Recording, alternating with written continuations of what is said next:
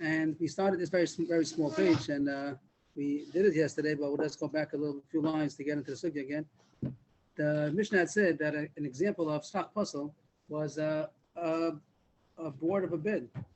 That's without not as the main subject of the Mishnah, but when we talked about schach puzzle, it says about metal sticks. Metal is not kosher for sukkah because it doesn't go from the ground. And then it says another example of a ruchas amita, the boards of the bed. It's called a rucha and the long board and the short board. You have two long boards and two short boards. Of course, you have four legs also. That's what a bed is. At least in the Gemara's time. That's what it maybe is a bit not as definite nowadays anymore. But they had a frame, two long boards, two short boards, and then four legs. Ruka is the long board, Ksara is the short board, and the Karayim are the legs. So the Mishnah says that Ruka Samita, the long board of the bed, is an example of schach puzzle. And the Gemara is wondering, why is it schach puzzle? It's a broken bed. A bed is, and one of the reasons, wood is not makabel tama, shutekleyates. It's not makabel tama. A bed is makabel tama. A bed is made for sleeping. That is susceptible to tama, and that even though it grows from the ground and it's detached, but it's missing the third condition to be schach kosher, that it has to be not makabel tama. So if it will be a bed is susceptible to tama, but a piece of a broken bed is not makabel tama. So why is that an example of schach puzzle? It's to be kosher because it's not anymore makabel tama.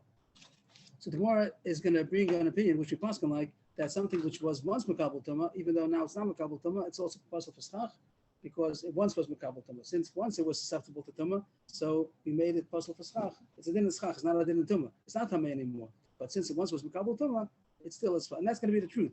But the Gemara is going to analyze if it would be a proof from our Mishnah, or maybe it's not necessarily a proof from our Mishnah. It might be true, but it doesn't say it over here. So that's what the Gemara starts. It says we pass like this. We see it soon. We pass like it. The Mishnah says that a case of schach puzzle is a long board of a bed. This might be a proof to Abami Bar Tavimi who says, if somebody made schach out of baloi kelim, with old kelim, that kelim means it used to be a garment, let's say, but now it's not a garment anymore. The Gemara is going to say later on that it's a broken thing, and by garment, it's a small piece of a garment that's not usable for anything. And it's still puzzle, even though right now it's not susceptible to tuma, it once was. So our Mishnah is a proof because this piece of the bed is not anymore susceptible to tuma, but because it once was, that's the reason why they still made it puzzle for schach. But the Gemara rejects the proof. The Gemara says not necessarily. You could say that it's still is makabel tuma. This piece of a board of a bed, if it's going to be something significant, it is going to still be makabel tuma, even though it's not a full bed. It's still something significant. And the answer is Kedam Rabbi Chananam Rabbi. It might be going according to this opinion of Rabbi, that he says, Baruch Shtei Kraim, yesterday, Levi Yaakov showed us a picture that you have the long board together with the 2 feet. Means again, we said that a bed is 2 long boards, 2 short boards, and 4 legs. So if you have a long board with its 2 legs or a short board with its 2 legs, that's enough to be considered still makabel tuma. We don't yet know why. What's it usable for? That's not so usable. But the Gemara says there is such a thing that he says that it's still susceptible to tuma, even though it's broken, but it's still a significant part that's still susceptible to tuma. So it wouldn't necessarily be a proof to Rabami Bar Tavimi. Just like he says someplace else, which we'll see soon where he was talking about the long board plus its 2 feet, or the short board and it's 2 feet. So too our Gemara, our Mishnah might be the same case. The case where you put a board on top of the sukkah and the schach puzzle is not because that's a plain board. It's the board with the 2 legs, and that's why it's makabel tuma, because it's still usable somewhat, as we'll see soon. That's as far as we got yesterday, and now the bottom line, the Gemara says, what was he talking about? Rabbi Chanan Amar Rebbe that said someplace that the long board with the 2 legs or the short board with the 2 legs is enough to be makabel tuma. Where did he say that? Rabbi Chanan Amar Rabbi, where did he say that? Haditnan on the following Mishnah. So we jump to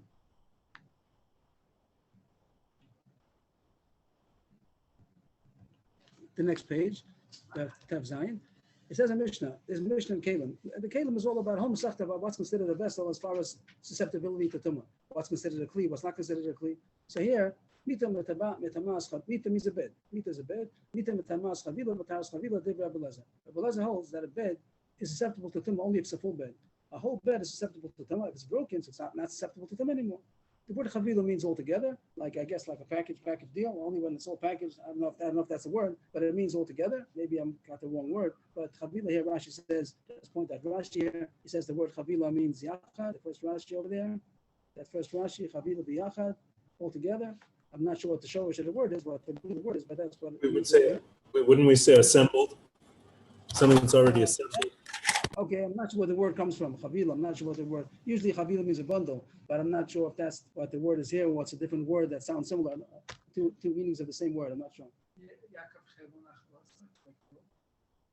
I don't think it's not a rope here either. Over there also. Over there, chevel doesn't mean a rope. Over there means like a chelak, a nachala, chelak v'nachala. I don't think chevel nachala also means a rope over there either. But anyway, I don't know the translation. Rashi says it means altogether. That's the idea over here for sure. Where it comes from, I'm not sure what the shorish of the word is, the root of the word. So anyway, it says that a bed, according to Beleza, is only susceptible to tumah when it's whole, a complete bed. That means it's a kli, it's a usable vessel, and it's susceptible to tumah.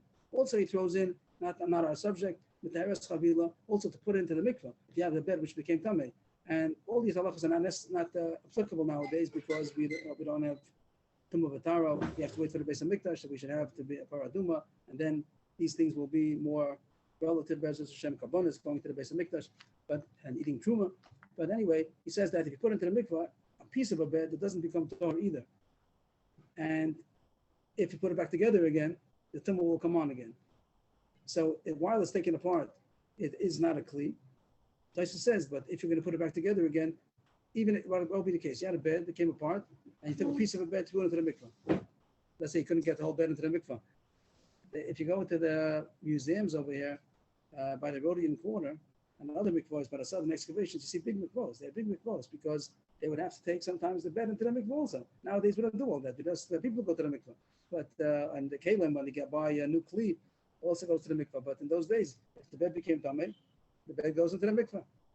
So they have big mikvahs. It's nice to visit them. You can see how they have the mikvah there. So he says that if you would have a bed, took it apart, and then you put the pieces into the mikvah, it doesn't become Torah because right now it's not a kli. You'd have to be immersed in the mikvah when it's whole. That's Rabbi Lezer. He holds that a bed is only a bed when it's complete. Second line, it could even become susceptible to tumah, a piece of a kli, a navel, like a limb, when it's taken apart, and also he put it into the mikvah also as a part, also it could become Torah. So what do you have machlokas over here? According to Rabbi Lezer, a bed is only susceptible to tumah when it's whole, complete, and the Rabbanan say even a part of a bed. But we're going to say even according to Rabbanan, it doesn't mean even one board because that's not a bed at all. They also hold that a broken piece of a kli is not susceptible to tumah. Mind you, on this was where Rabbi Rebbe, the case was this is where he said that even according to Rabbanan, they say you don't need a whole bed in order to be susceptible to tumah, but it has to be something significant. What's significant? A long board plus its two legs, or the short board plus its two legs. Now the Gemara finally comes to explain and what is it? What's significant about it? What is it useful for? What is it useful for? So just the translation and then the pshat, to lean it against the wall. The means to lean it, aguda on the wall, or the mesav alayu, to sit on it, on them, or the mishta eshli, and to throw ropes. That's the literal translation. Rashi learns over here that it's a significant beginning of a bed. That even though it's not a bed, you can't sleep on this thing, but you have a long board plus its two legs, so it's not far from making it into a bed. You put it near a wall, and you could improvise and get another two boards in order to connect it to the wall somehow. There's a lot of carpentry going on over there. It doesn't seem like such a small thing.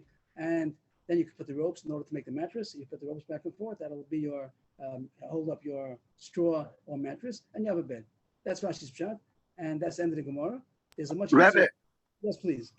So it turns out, like yesterday, that the same chashash who were worried about mats is the same idea as a bed. If it's going to be used as a makom yeshiva or hashkava for a adam, that's the problem. Rabbi Rosner brought in his share that's the whole reason we have a hechsher on skak netzach, because of the whole idea of mats, and to be afuke from using it as a mat, as lashkava or la yeshiva.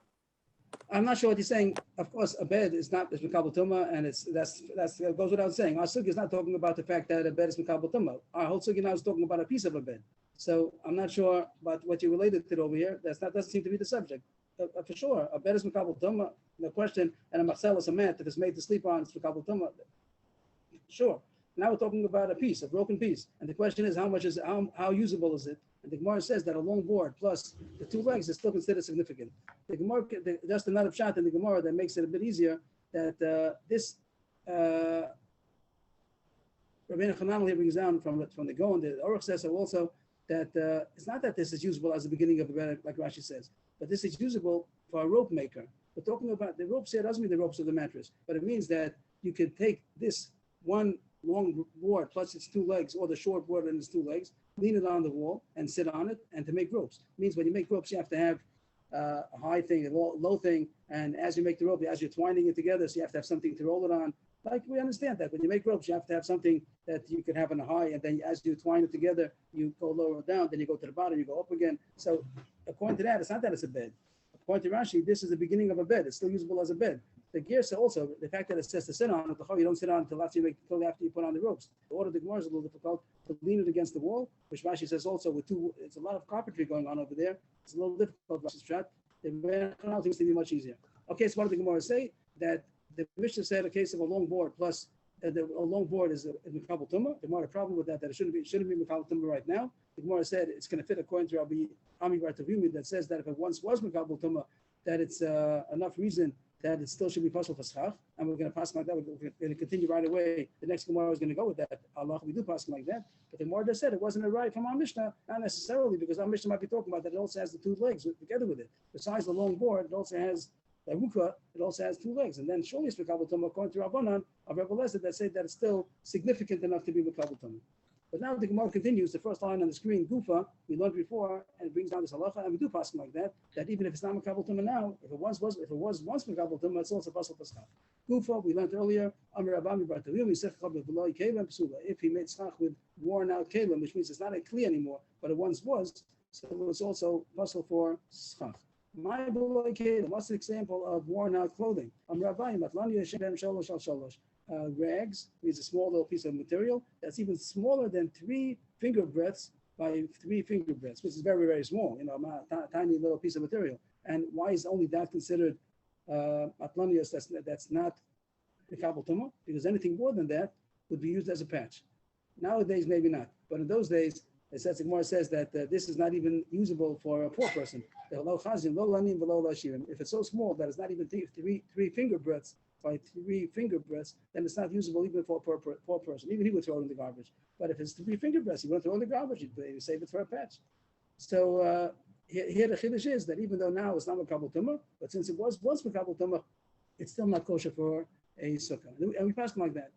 The Gemara continues to bring a brisa to support that. We bought a brisa like that. If you have a machzelis. Machzelis is the mat, and here it is Mekabel Tumah. Shifa and Gembe are 2 kinds of reeds, comfortable reeds, and this was made for sitting on or for lying on, and it's Mekabel Tumah, so it's not a good schach. That's what we talked about, what Rav Manuel said now, that the mats, if they're made to use as a chair to sit on or to lie on, so it's Mekabel Tumah, it's not kosher for schach. The schach that they sell in the store, the commercial schach manetzach, these things, so they're not made for sitting on, they're made for schach, so surely kosher. So if you buy it from China also, as long as it's known that it's not made to sit on, it also will be kosher. It doesn't make a difference if it's made in China by Jews, no difference, as long as it's not made as a chair, as a mat to stand on, to sit on, it's made as a roofing, so that also will be kosher. Yes, in answer to your question yesterday, that's what Rabbi Rosner commented on. He said the only real reason for putting a heksher on schach lenetzach is from this Gemara la fuke that it isn't made as a mat, it's not to be used as a mat. Okay, but the Gemara is going to say soon that if you have depends what size it is. If it's a big size, so we know that's not made for sleeping on. But you're saying you don't really need a heksher. Yesterday, I don't remember which problem we spoke about. Yesterday, I just had a question: how come you can't use boards? Why not get boards? Is that referring to that? Why can't you use boards? No. I was referring to what we just talked about. It's pashut, but in relation to your question, I really think that my simple reason was a valid reason, because my experience over the years is whenever you take any kind of wide or bigger boards, there's a warping over the years. Okay. And because of that warping, it just doesn't work well. Very good. If it's technical, it's fine. Just one thing I wanted to mention about that Shulchan Aruch does bring on a custom not to use boards. Maybe this is the reason people don't use it, because you might make it in a way that the rain is not going to come in. And that the Gemara doesn't have that problem. The Gemara says, make it the rain should come in. But if you're going to take boards, it could be that'll double it over in a way that no rain's going to come in, and then that's questionable. So even though technically you could use boards, the Gemara has no problem, as long as it's less than 4 tefachim. But maybe he'll do it in a way that the rain's not going to come in, and then it's too much like a house. That's going to be a mission later on. A muvakim in bayis, if it's so thick, it's kosher b'diavad, I think, but you're not supposed to make it so. I really forgot if it's kosher b'diavad. If you make it so thick that it doesn't even rain in, then it's too permanent. It's supposed to be more of a temporary dwelling. Okay, thank you, Emmanuel. It says in the end over here that Tani Kavah say first line, we want to bring a proof to Rami to view that even though now it's not Makabal Tumah, it's still possible for schach. So it says if you had a mat, this mat is Makabal Tumah. Shifan, again, we can't agree that was made for sleeping on, and therefore it's Makabal Tumah and it's possible for schach. Shiareha, it's leftovers.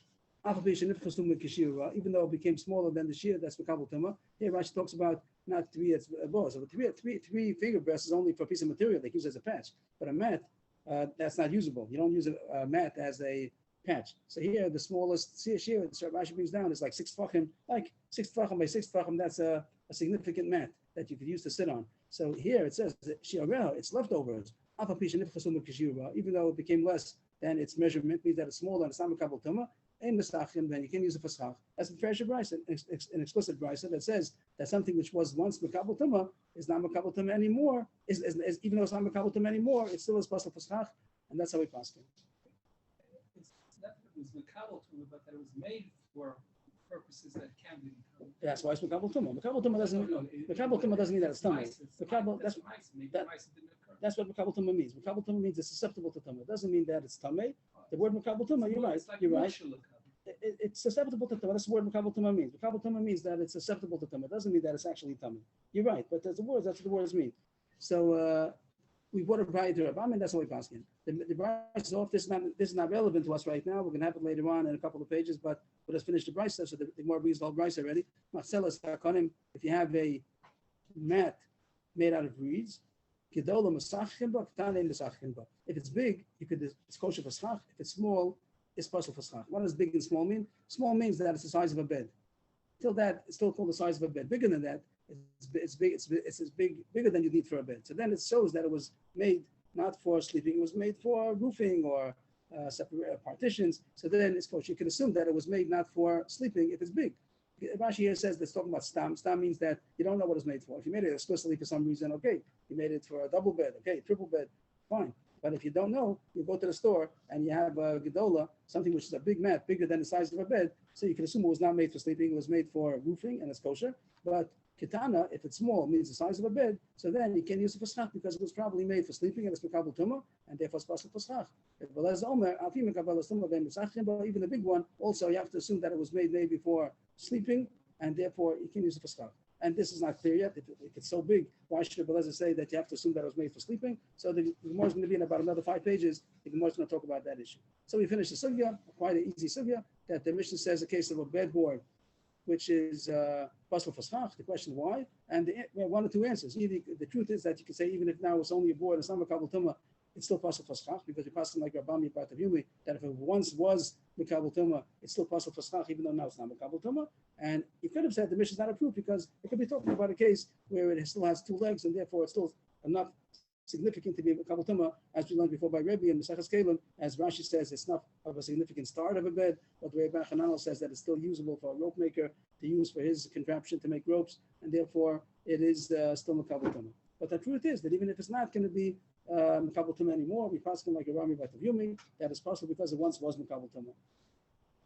The next Gemara, the Mishnah says, top line, it's a case of a haystack that you dug out the haystack, and now you have a nice sukkah, and it's still possible because it doesn't say. Here it doesn't say. The Gemara said a couple of pages ago, the Gemara said that you didn't make it.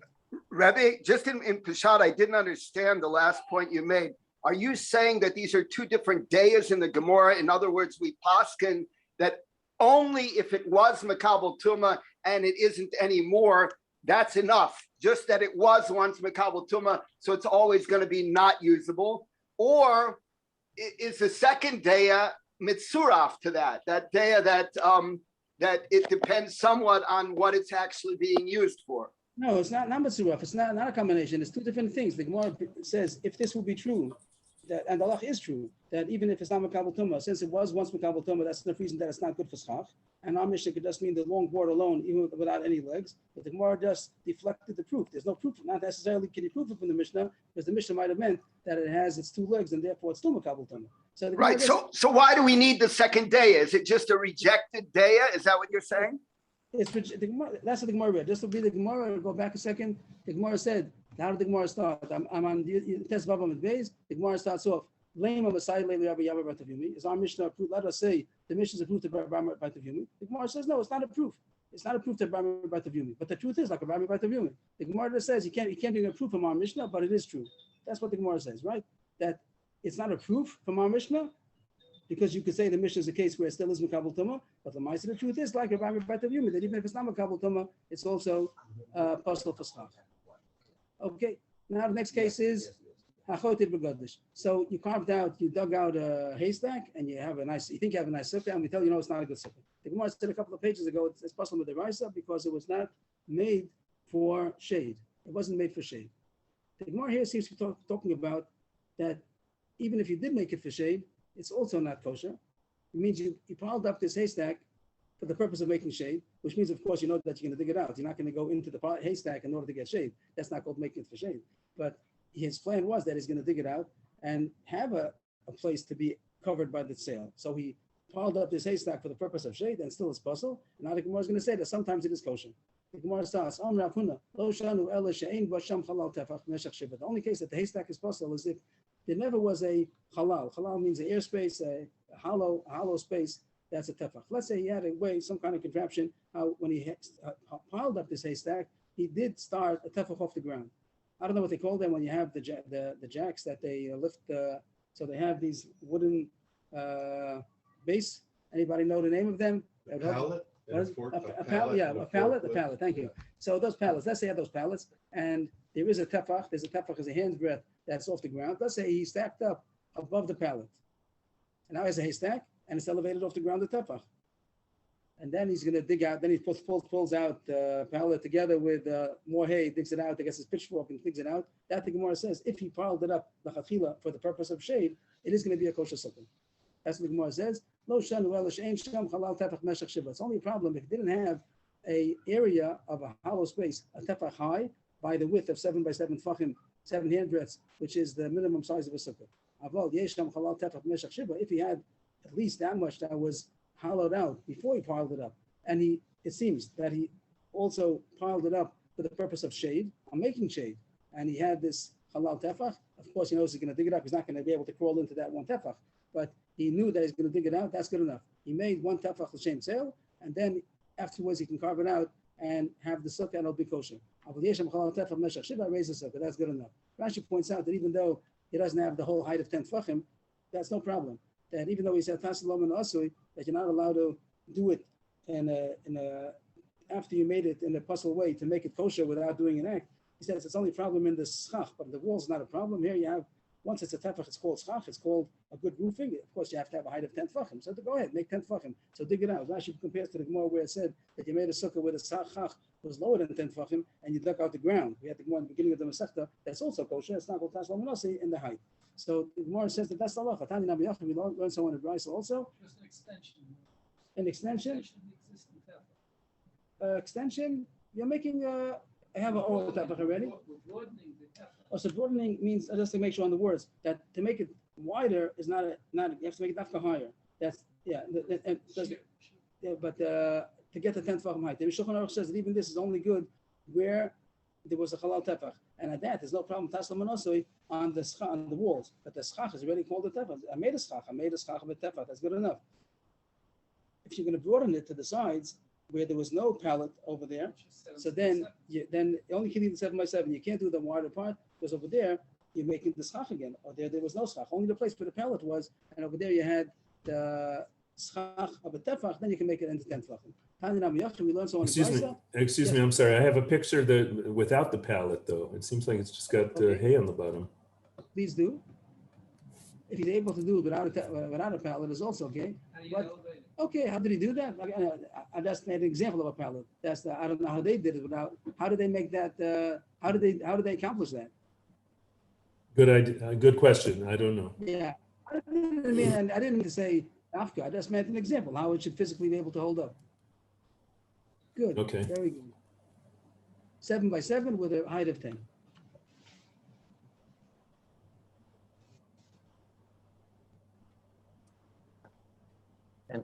For she, Yes, please. We have a support to this halacha. Why? Because there's a price that says that it is a good sukkah. If somebody carved out a haystack to make a sukkah, it is a kosher sukkah, and that would contradict our Mishnah. But not, it's not in the sukkah. So our Mishnah says it's not. The price says that it is. Can we reconcile the contradiction? So this would be a proof to Rav Huna that the case where you had a tefach, then it's kosher, and if you didn't have a tefach, that's when it's possible. And the rest of the Gemara is the same thing over again, but it was just presented in a different style. Some say that the question was asked as a kasha, not as a proof. The way the Gemara said it till now, Rav Huna said a statement, and the Gemara brought a proof up to him from the fact that otherwise there'd be a contradiction between the Mishnah and the Brisa. But here, the same thing, but it's presented differently. Some started off with the kasha. Some people present it as a contradiction. We don't know Mishnah that it's not, that it's possible. The Mishnah says that it's not a good sukkah if you carved out a haystack. But Tanya raised the sukkah. The Brisa says that it is. And this Rav Huna came to answer the question. And Rav Huna, he didn't say it on his own. He came to answer the contradiction. If he had a hollow space of a height of a tefach by 7 by 7 width, that's when it's kosher. And if it doesn't, then it's possible. From here, just to point out that the Shulchan Aruch says, I didn't go deep enough to understand but from here, the Shulchan Aruch brings down, the Ramah says, when you make a sukkah, you have to have the walls before the schach and at least the tefach. Means you don't have to actually make the whole sukkah, but the whole wall, but you have to have at least the tefach of wall before you put on the schach. And this is one halacha that I don't know. It reading from our Gemara, I don't see the source. I don't see in our Gemara how you see dafka that you have to have the walls before the schach. You have to have a height of a tefach, and this happens often. I think that when you have the prefabricated sukkahs, so many people do that. If you make a regular sukkah, that you can't make the schach hanging in the air. So you always make the walls first. But if you have a prefabricated sukkah and actual bars that make the frame are not a tefach, and someone might put on the schach first and then put the walls. So why not? So Shulchan Aruch says it's not good. And they talk about even the one. No, the haystack problem is that you didn't have a schach. You didn't have all tefach. Here you have all tefach. You have a tefach with the ground full of schach. You have 2 meters even. You have plenty of schach. But they say no, you have to have the walls also. You have to have a wall of tefach. Where do you see that? Where do you see you have to have a wall of tefach? I don't see it in our Gemara at all. But I don't see the Shulchan Aruch says so. That's how we seem to paskin. They talk about even if you have it, maybe it's not kosher. I don't understand at all what you see in our Gemara, but just we're passing by. So this is the place to talk about it. That when you make a sukkah, even if you have a prefabricated sukkah, and technically you could put the schach before you wrap around the walls, don't do that. First put the walls and then put the schach, or at least a tefach worth. They somehow get a tefach at least that it should be a wall of tefach, and then put the schach, and then you put the rest of the walls. So again, I don't see the source. If anybody can tell me what the source is, I'd be happy. But that seems to be the halacha. It's the end of Taf Reish Lamed Hey, which is mamish down the halacha we just spoke about. Yeah, but excuse me, Rebbe, our Gemara says that it has to be a schach. It can't be a schach if it's not schaching anything. It is. It's if you go under the you have a shade, you have an awning. You have a shade. There's nothing there. You don't even have a tefach. It's not covering anything. You have a tefach. It's elevated off the ground. The only reason that it says here you have to have a tefach is because you have to have the halal. That's by Tumah. You have to have a tefach room tefach. It doesn't have to have walls. And even without walls. By sukkah, there's a lot. You have to have walls also. But he's just talking about the schach. So where do you see in our Gemara that you have to have walls? The point of the Gemara to have a halal tefach is not for the walls. It's for the schach. You have to have the schach be elevated off the ground. The tefach. Fine. You have that. I have that. When I put my schach before my walls, I have a room tefach. I have a room of 2 amas, 3 amas. So what's the problem? Who says I have to have walls? Where do you see you have to have walls? You have to have an elevation of a tefach. I have elevation of a tefach. Let's talk about a haystack. Let's say a haystack that the whole haystack was made on pallets. You had 10 pallets and you 3 by 3, whatever, 9, and you put a haystack on top of that. Who says it's not good? Agamar says it's not good. It says you have to have a halal tefach. So I have a halal tefach. But the nation of the haystack is you have built-in walls. But it doesn't say that's technicality. The Gemara doesn't say it doesn't say you have to have it. There's no source in our Gemara to say that you have to have a wall tefach before. It says you have to have a height of a tefach, not a wall of a tefach. You have to have a halal tefach. Because it's good. initially is. A halal tefach, yes. Is because you have. Who says? walls there. Who said? Doesn't say. That's not the sugya at all. The sugya is not coming to say you have to have walls. The sugya is coming to say you have to have a halal tefach. Mishnah, do you agree or you disagree? I hear. Okay. At I least, hear. The Maisa, this heter is used in the on the Churva Sukkah. They usually put the schach before they put the walls, but the Maisa, the beams are- beams are a tefach. They have big 2x4s, but all the pizza stores that are all around, they just have the prefabricated. And a lot of times, I think that I see that they put the schach first, and according to the Shulchan Aruch, it's a problem. So you can do them a favor and come pick up the sukkah, put it down for them. I don't know if they appreciate it, but tell them I'll take a second, I'll make your sukkah kosher, and you just pick up the schach and put it down after the walls are there. But now that I'm looking at the sugya, I don't see the source of the psul. I don't see why it's a problem, and I'd like to figure it out. Yes, please. In the morning and in the evening, you're not going to have shade if you don't have walls. Right, but yes, but it's true. But as far as making the sukkah kosher, so even if it's going to be But it doesn't yeah, provide shade. yes, but the You have halacha- to stand outside. right, to get the shade. It is true. You're right that sometimes the sun at the angle is not going to be giving you shade, but it's a kosher sukkah even if the sun comes in from the sides. So halachically, it should be a kosher sukkah even if it's sunny. There is an opinion later before that said like you that sukkah has to be shady from the walls also. You have to have enough walls. But we say that's not kosher even if it's sunny inside, as long as the sachach is on top. So in making of the sukkah, the halacha says you have to have at least a tefach, even what they say, you have to have a tefach that's not going to give shade either. So that's giving one little wall, like a 2x4 that's going to be on top. That also wouldn't take care of your problem that it's going to be sunny inside the sukkah. So halachically, it says good enough. But I'm at a loss now. I don't see what the problem is. And if the Agamor is the source, I don't see it all there. You have to have walls of tefach.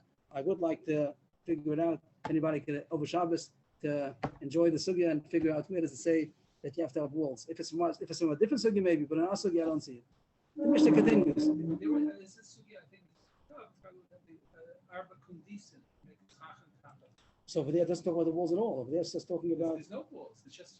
So over there, those are all those coaches because Allah you have walls over there because of the Yumdin over there, the sugya we had earlier. That's So, him. okay, so it's a kosher wall. That's a kosher wall. No. But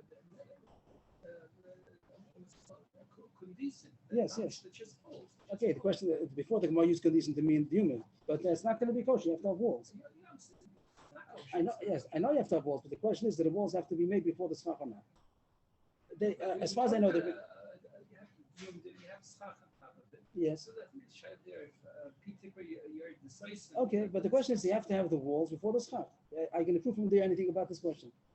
There's not going to be a proof to the subject that you have to have the. Without walls, but without walls, it's not kosher. Yes, and now you're going to make it a kosher sukkah. You're totally going to put the walls, but the walls have to be before the schach. That's the question. Then the Taf Reish Lamed Hey, after the challenge, if anybody wants to look into it, then the Taf Reish Lamed Hey to figure out where they got that you have to have walls that are at tefach, at least before you make the schach. Next Mishnah. If you're lowering the walls, Rashi gives the example as if you'd be weaving. As you're going along, you're weaving. It doesn't make a difference if you're weaving or not. You can take boards also. But the point is that you started with the walls from the top. You didn't start from the bottom. You're putting up the walls from the top and see how far you get down. And the case is unrolling mats. That's also a good example. You unroll the mat and you started from the top and it didn't come quite to the ground. How close to the ground does the bottom of the wall have to reach? So the Mishnah says, if it doesn't reach within 3 tvachim, within 3 handbreadths to the ground, it's possible. It can't be hovering in the air. In order to be considered a partition, a machitza, it has to be within 3 tvachim of the ground. Less than 3 tvachim is considered lovewood, which means that it's considered branched in, filled in, and that's too small of an area. The Gemara gives an example of a goat. We don't have goats around, we have cats. I don't know if the cats is going to be the same thing, but that it's too much of an obstruction that a goat wouldn't be able to jump through. Maybe a cat is the same size, I don't know. Less than 3 tvachim, we call that like 24, less than 24 centimeter. So Excuse me, can you see the picture I have up or not? I appreciate all the pictures that you have. Very good. So you see the sukkah over here, and it's above. If it starts, the bottom of the wall is 3 tvachim or more, so then it's not considered starting on the ground. It's not kosher. So even they have nice walls, beautiful walls, but since it's 3 tvachim off the ground, so it's not a kosher sukkah. What is that? Oh, yeah, they didn't show the goat. The goat is not here. Okay, Yashiko, thank you. He said, a cat, how much do you have to walk a cat? Very less than So in those days, the goat was the issue. Now the cat is the issue. Okay. How about if you started from the bottom? You started from the bottom and you didn't get up to the top. Mamata lamala, that's okay. As long as you have 10 tfachim, 10 handrails, about, let's call it 80 centimeter, then it'll be good enough. Mamata lamala, from down up. Once it's 10 tfachim high, it's good, even though it doesn't reach the schach. Rav Yossi says that the first case is also good. The big picture we just saw before, that it's off the ground, Rav Yossi holds that's also kosher. Rav Yossi Omer, im kshem shel mamata lamala asar tfachim, kach mamala lamata asar tfachim. Just like 10 tfachim is good if you start from the bottom up, so too it's good if you start from the top down, even though it didn't reach within 3 tfachim of the ground. As long as the wall is 10 tfachim, it's kosher. Anything? I have a about it? picture of that too. Please go ahead. Okay, that's more extreme, same as before, right? Same as before. Just before he had 3 tfachim, now he has 2 amos, But he's just showing how extreme it could be. And the other way, probably have a picture of the bottom 10 tfachim, like regular what we hold is kosher. If you have the bottom 10 tfachim, it's kosher, even though the schach is much higher. Yeah, good one. This is a kosher sukkah. The walls don't reach the schach, since it has 10 tfachim high, and you have schach, so that's kosher. It doesn't have, there's no halacha that the walls have to reach the schach, but it does have to be touching the ground, touching or within 3 tfachim of the ground. Beautiful. Thank you so much.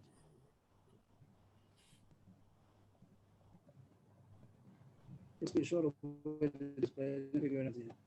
okay.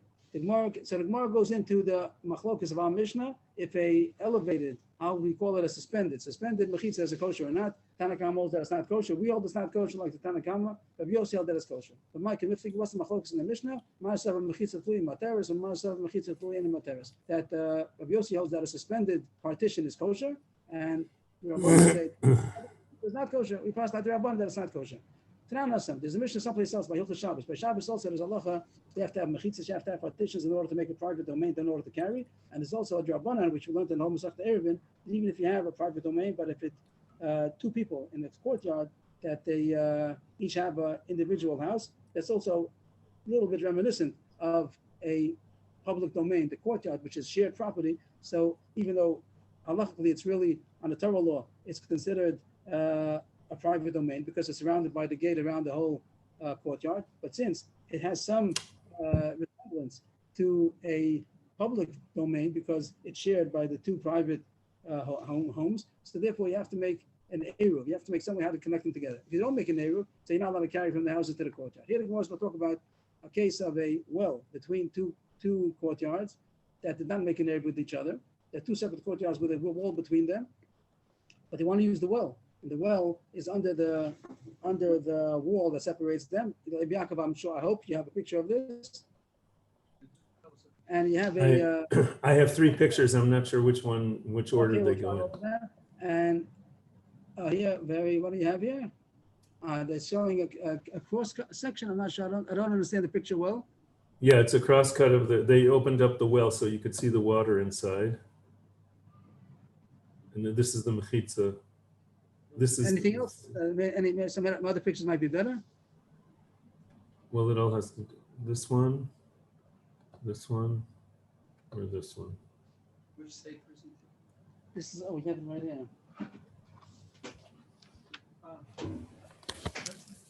Okay. Okay, I would have made it simpler, but okay, you have 2 courtyards with a wall in between them. I would have made the bore ground level. I wouldn't have built up their well. They built up the well over ground. I would have made it just simple, more primitive, without having the well going above ground. So they have the wall that is separating the 2 courtyards, and there's a well in between them. You see the water level over there.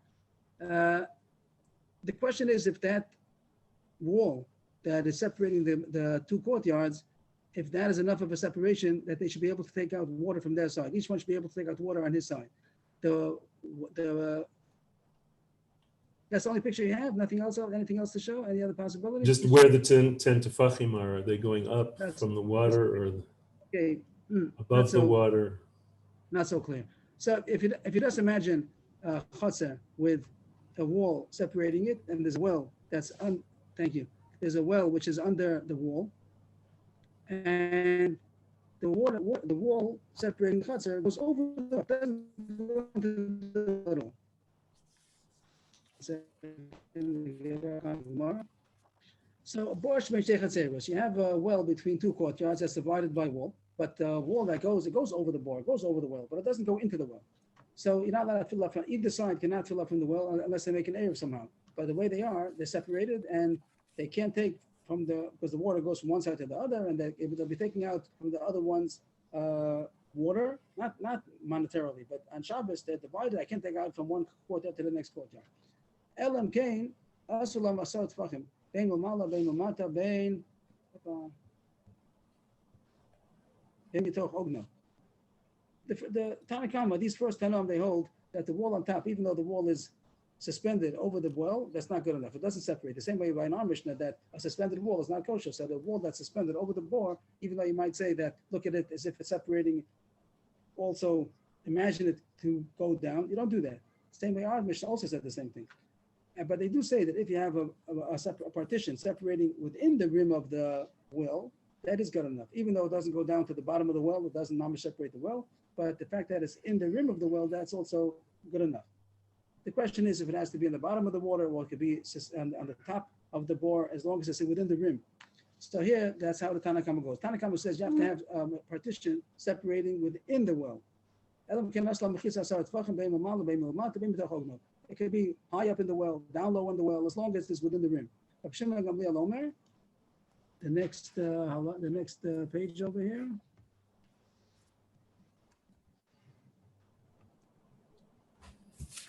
What do I do? I'm looking up here, 28. Wrong one. 1 second, please. Here we go. Okay. We're now on Tes Zayin on the base. Shimon Gamliel says that is machlokes. It's not so simple that it could be any place inside the rim of the bor. Beishamai says mamala, Beishamai says even if it's high up in the well, as long as it's within the rim, it still says that has to be low down. That takes me down that the more other places has a different version. The opposite, Beisil is the one who's lenient, says that it can be high up as long as it's within the rim. But anyway, so far everybody, all these different opinions, they all hold that it has to be in the rim, within the rim of the bor of the well. It can't be above the bor. But the Buddha says, what's the problem? You have the mechitza, you have the partition that's going over the bor. This partition you're making inside the well is not any better than the wall that's going above the well. So he is of the opinion that the suspended wall is also good enough. So it very much is very similar to our Mishnah. Our Mishnah had a case by Sukkah, if a suspended wall is kosher or not, and Machlokes, we had a Machlokes about that. And now by Hilchos Shabbos, to divide the Erevin between the Mechitza, between two courtyards, also have Machlokes if the suspended wall is good enough.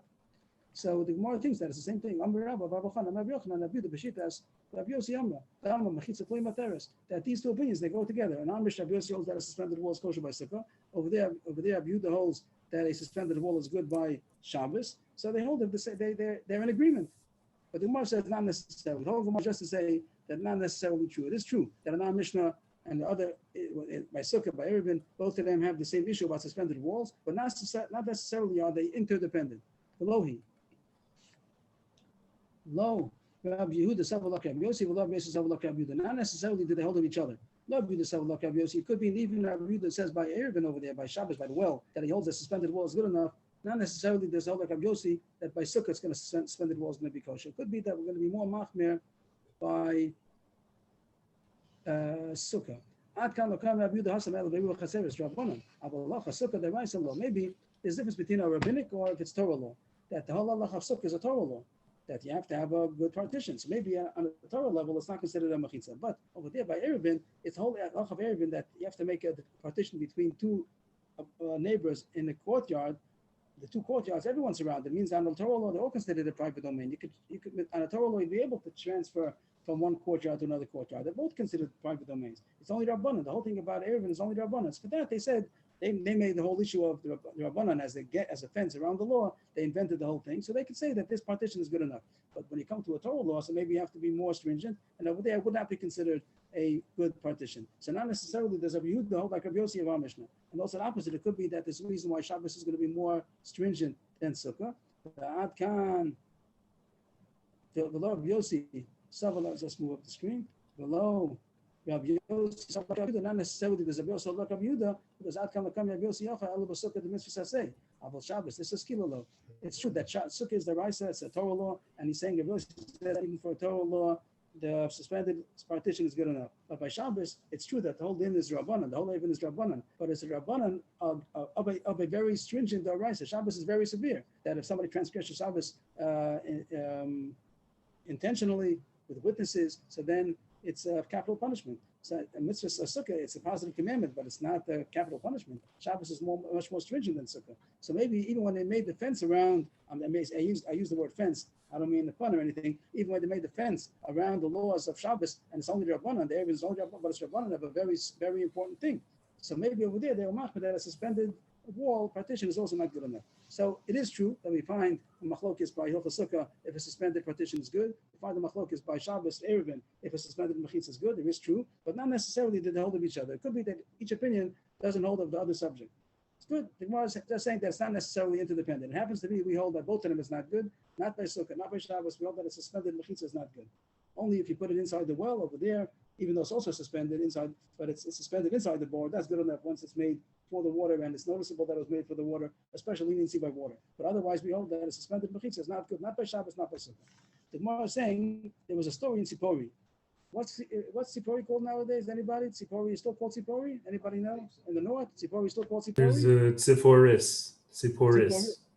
So There is a place called Tzipori. What is that? Yeah, he's saying there's a place called Tzipori. They use that name too, Tzipori. Okay, so there was a In story Lebanon or that's in Eretz Yisrael? in Eretz Yisrael. So there was a story in Tzipori. Rabbi Yossi was a Rav in Tzipori, and there's a story coming up that happened in Tzipori and by Shabbos, Eruvin, and they relied on a suspended partition.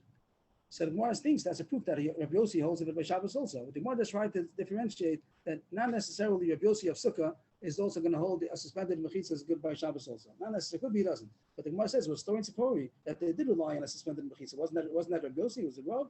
And the Gemara is going to say it could be that was after his passing, and it was his son. It wasn't him. He himself might not hold of a suspended mechitza house by Shabbos. Then Tomer, if you might ask, the story that happened in Tzipori we will see in a second what the story was. Wasn't it done by Rabbi Yossi? And that would be a proof that Rabbi Yossi holds of a suspended mechitza, a suspended partition even by Shabbos. Gemara says no, it could be it was his son after him, Rabbi Shmuel Rabbi Yossi. He holds that a suspended mechitza helps by Eruvin like Rabbi Yehuda before, but not necessarily does Rabbi Yossi. What was the story? A very interesting story. What was the story? The Chiyas Rav Dimi came from Eretz Yisrael to Babel. He tells the story. There was a story that there was a courtyard with many houses, and the Sefer Torah, there was a shul over there in the courtyard. One of the houses was the Beit Knesset, the shul, and they didn't leave the Sefer Torah in the shul overnight because it shouldn't get stolen. So they left it in a house. They left it in a nearby house, and they would bring the Sefer Torah to the shul on Shabbos. But usually they would bring it from Shabbos. During the week they would leave it in the house, but on Shabbos they would bring it usually before Shabbos they would leave it in the shul. They wouldn't bring it on Shabbos because there was no Eruv over there. For whatever reason, they weren't able to make an Eruv in that Chatzar. They couldn't get all together to make an Eruv, and therefore they would bring the Sefer Torah before Shabbos. One time they forgot to bring the Sefer Torah. So what are they going to do? No Kriyas Torah. They're not going to be able to read the Torah. Well, what could you do? Maybe they would go to the person's house. Maybe it wasn't able to, whatever the case was. So they forgot to bring the Sefer Torah from Erev Shabbos. The next day, they found an Eitzah. The next day on Shabbos, they had an Eitzah how to bring the Sefer Torah. Pirsus Adinim al Gabi Amudim, they bring the Sefer Torah, the Korban. They spread out sheets as if to make a partition out of the sheets, and it blocked off the rest of the houses that were in the courtyard. They were like on one side of the sheet, and on this side of the sheet was only the shul and the house where the Sefer Torah was. So now it wasn't any more a necessity to make a neighbor because there was no houses that were in the same courtyard. There was one house and a shul. No one lived in the shul, and therefore you don't have to have air between them. And then you'd be able to bring the Sefer Torah from the house to the shul. It was a suspended curtain. That's that. My impression is a little bit. The Gemara is going to say right away, how did they bring the sheets over there? They couldn't even bring the Sefer Torah. How did they get the sheets out of there? So the Gemara says it wasn't that they bought the sheets, but they found that there were sheets hanging over there. I imagine it was like somebody left the laundry out and they had sheets hanging on the laundry, and it was there. And they didn't have to do anything. They didn't spread anything. It was there. I have a diagram. It's probably not what you're saying. It's not Lamaisa like what they were doing. It'd be interesting. Okay. Here we go. Here they show like two sheets, but they show how you can see through them a little. I'm not following. I don't see what to look at. Oh, that's the shul over there? This that is the big shul on the left. This is the house Okay. over here that has the Sefer Uh-huh. Torah. There's the curtain. And You have a these curtain? kind Ah, of it's a- white transparent You sheets. see the curtain over here. Here's the curtain over here, and it's suspended and happened to be there. Okay, I would say they made it very beautiful, but somebody hung up their linens. Someone hung up their sheet on the clothesline. They made it very fancy over here, very beautiful. But the point would be that only one house. They have two houses over here. That's what do they do over here? Where's the curtain? A curtain is No, the curtains okay. from the house. There are two curtains, one from the house to the shul and from the shul to two the house. curtains. Very fancy. Okay. This says Perish Rashi, Perish Rishon Barashi.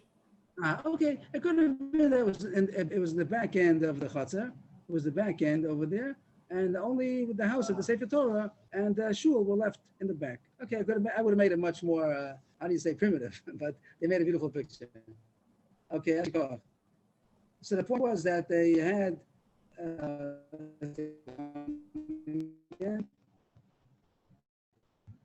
so Halfway that was bordered. that was I said bordered, but it was. yeah, probably because of the mechitza. But the point is that they had elevated mechitzas. They had it off the ground. And the Gemara said it wasn't Rabbi Yossi. No, it was Shmuel Rabbi Yossi. They brought a Sefer Torah. But the Gemara says, as it says, it doesn't seem logical.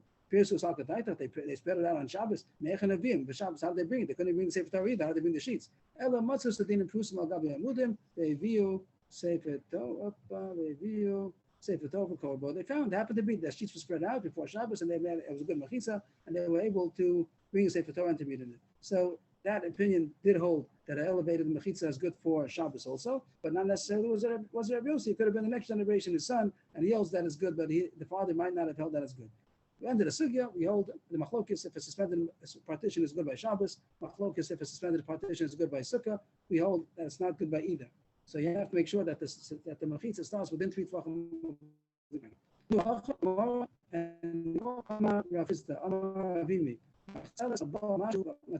you have it, yes, within 3 tvachim over the ground, because we hold that a suspended mechitza is the animal terrorist. So you're asking that all this is not good. They weren't just deciding those who hold that it is good. Does he necessarily hold that as good in all cases? Now the Gemara said not necessarily, but all this is not relevant to halacha because we pass that none of them are good.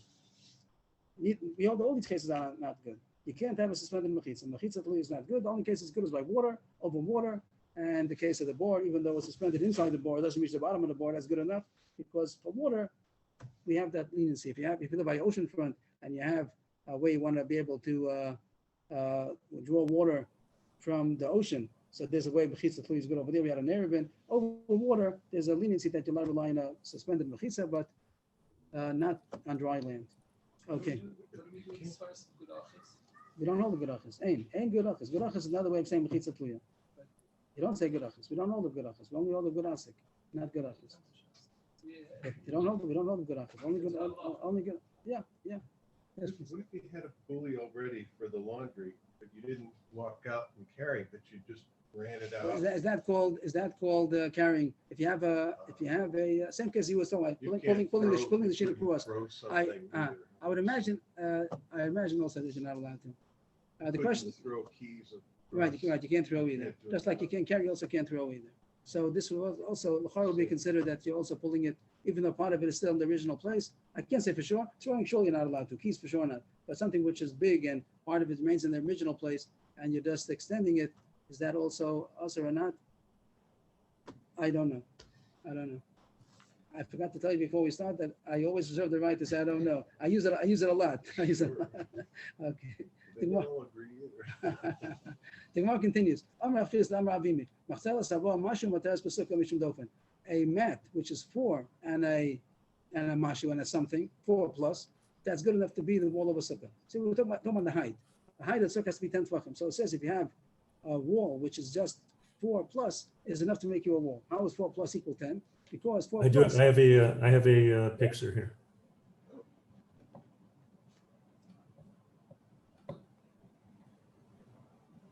Very nice. So you have the 4 plus, and you have within 3 tvachim to the floor, within 3 tvachim to the schach. So you have Lovad on either side. We said that less than 3 Tvachim is considered closed in. So even if you don't have 10 Tvachim wall, but you have less than 3 Tvachim to the ground, less than 3 to the schach, so it's Lovad is closed in on both sides, and therefore it's considered a 10 Tvachim wall. This whole sukkah is 10 Tvachim high, double Lovad.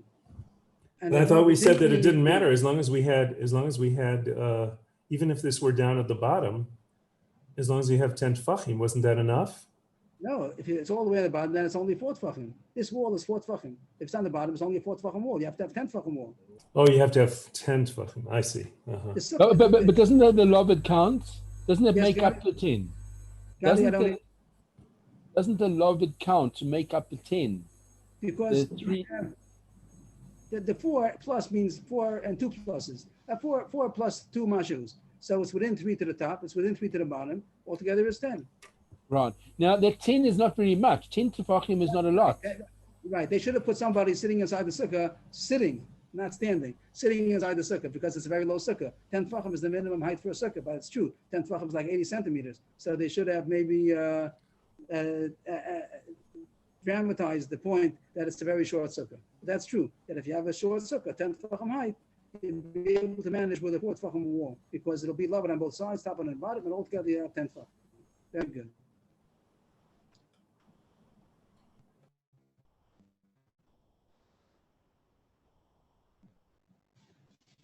Yeah, the mat is nothing to do with mass we spoke about till now. It means a wall. A wall is 4 tefachim plus, so it's good enough to make a sukkah kosher for as a wall. Why? What do you do with it? You suspend it in between, within 3 tefachim to the bottom, within 3 tefachim to the top. And less than 3 tefachim is considered lavud, which means Rashi says someplace lavud means like branches. It's considered filled in. The Gemara says pshita. That goes without saying. We've heard many times you say level. We know less than 3 tefachim is considered filled in. You might say that this concept of level is only said one time on the bottom or on the top, but to say both times, the double level on the bottom and the top, that's a chiddush. And Allah is we say that also. The Gemara Sakasha that it seems someplace else. You could say 2 levels. The Gemara Sakasha Meisvei, the Brisa seems to say not like that. It says Machsela Shiva or Mashu Matas Pesachah Mishum Dofen. It says you have to. The Brisa seems to say a big leniency, but as lenient as it can get is only 7 and 7 plus. It says if you have a wall, a mat, a partition which is 7 and a plus, that's good for a sukkah. That sounds like the least you can get is 7 plus because you only do 1 level. And if it's going to be 7 plus, then it's going to be within 3 to the 10. That's good. But if it's going to be only 4, you have to do a double of it. It's not good. The Gemara says no. A double of it is good, but that's talking about a big sukkah. Like was just pointed out, that it's a very short sukkah. The sukkah where you can have a 4 tefachim is only when the whole sukkah is 10 tefachim. So you have a double of it. Over there, it's talking about a high sukkah. High sukkah, then you can't have a double oven because it's more than 10 tefachim. So you have to have a wall which is 7 plus, and then you put it within 3 tefachim of the ground. Altogether, you have 10 tefachim. That's good enough. But if you're only going to have a 4, so then the maximum you're going to get is 4 plus 3. You'll get 7. That's not enough. You have to have 10 tefachim altogether. What's the chiddush that is kosher? We know 1 level. 1 level is not a chiddush. The chiddush is the case that you're not doing it from the bottom up. You're doing it from the top down. It's coming to tell you that he holds like Rav Yossi, that we hold not like Rav Yossi. We hold that it's not going to be kosher because if you have a suspended mechitza, it's not good. But he's talking about according to Rav Yossi that holds a suspended partition is good enough. If you have 7 tefachim plus within the schach, so then it'll be 10 tefachim from the schach, and that's a good wall according to Rav Yossi because now you have a suspended 10 tefachim. But we are not going to hold like that. We hold that you have to have 10 tefachim from the bottom. So it is true that you have a 7 tefachim plus wall within 3 tefachim of the ground. You say 1 level, then it's kosher, but that's not a chiddush. That goes without saying. We know that. That wouldn't be considered anything novel to say. Last Gemara. So our novelty is going another way. Which From the one? bottom up. And right, and that's not novel. That's simple. That 4 tefachim, 7 tefachim plus that you put within 3 tefachim of the ground, that is a kosher mechitza. We know that goes without saying. That wouldn't be a chiddush. That's not a chiddush. His chiddush was because it's talking about the going from the top. So within the top, that means there's a suspended mechitza. So that's a Yossi. We don't know like that even. But he was saying that he holds like a Yossi that a suspended mechitza will be good. You put 7 tefachim plus within the schach, 3 tefachim, and you'll have a 10 tefachim wall coming down. That will be good enough. But we don't know like him. The war ends off. That's really going from Lamat to Lamayim. He's going Lamat. He's going Lamat, and that's why he says that's kosher. We hold that's not good. Only Lamat Lamat. Only from down up. No, but I'm saying if you suspend a pizza at 7 plus, 3 lowered Mishmaisha from top, in essence is going from the bottom to the top, right? No, that's called going from the top to the bottom. So you have a 10, you have a lavud, now you have a 10 tvachim mechitza, and that doesn't help you. You have 7, and it's within 3, so now you have a 10 mechitza. That's one block of 10, and now you're going to pull it down. That's only if you hold garachas. We don't know like that. That's called you're pulling it down. You want to pull down the mechitza. So you mean after After the 10, right? Before. That yes, that's called garachas. We don't know like that. You don't say mechitza tluyim. We don't love us hold up as a Even though starting it's a mechitza. full 10. Yeah, even if we wouldn't have love, even a full 10 you put on the top, like Leib Yaakov showed us, a full 10 on top, but it's suspended off the ground. It's not good according to us. According to Yossi, it would be good. According to Yossi, you could be sitting and no one sees the sukkah. The whole thing is suspended on top. You look up, you see a sukkah hanging over there, suspended with the walls and the schach, but he's sitting in. But we hold that's not good. We hold that you have to have 10 tefachim on the ground, or at least level to the ground. Well, last Gemara, Amma Rabbi Ami. Now we're talking about not the height, but the width of the wall. The width has to be 7 tefachim, but you don't have to have a full 7 tefachim. You could have 4 plus, and it goes to the next wall. You have altogether 7 because you have a level closed in. Rabbi Ami. As a wall, you can have 4 plus. Why is that? You put it within 3 tefachim of the next wall, of the perpendicular wall, and altogether you have 7 because 4 plus and minus 3 is and plus 4 plus and 3 minus equals the 7, and that's the maximum. That's all you need for the width and length of a sukkah. And what's I have a picture of that. If anybody wants to build it, I have the picture of that. Mike Malash was the Chiddush. This is where it tells you that the size of a sukkah is 7. It never told us. It always told us that it's enough to get your head and most of your body and the table, a little table in, and that we never said the number. Here it says the number is 7 tefachim. And we end off with visual aid. What is that? You see, they made a very tall sukkah. I don't know why. But the point is, they wanted to show that the width of this board is only 4 tefachim, and it's within 3 tefachim of the next wall, which also doesn't show that proportionally it doesn't look like that, but that's what it is. And the chiddush is that 7 tefachim is enough for the size of the width of the wall, the width and the length of the sukkah. Yashikoach, everybody. Thank you so much. It's a pleasure. Rebbe? Thank you too. Rabbi- Have a good Shabbos. Rebbe,